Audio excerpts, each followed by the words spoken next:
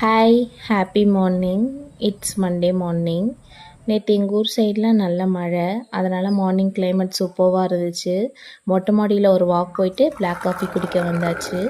Black coffee குடிக்கும் போது 2 spoon honey add பண்ணி குடிச்சிங்கன்னா நல்ல டேஸ்ட் நல்லாயிருக்கும். ஒயிட் சுகர் அவாய்ட் பண்ணுறதுக்காக இந்த மாதிரி பண்ணலாம்.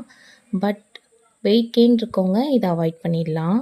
எங்கள் வீட்டோடைய லாஸ்ட்டு கடைக்குட்டி பெட் வந்து பீட்டா ஃபிஷ், நீலமணி பேர். அவருக்கு மார்னிங் ஃபீட் பண்ணியாச்சு. மீஷோ ஃபைன்ஸ் பார்த்துடலாம் வாங்க. டூத் ப்ரஷ் ஹோல்டர் வாங்கியிருந்தேன். அதனுடைய அமௌண்ட் வந்து 120.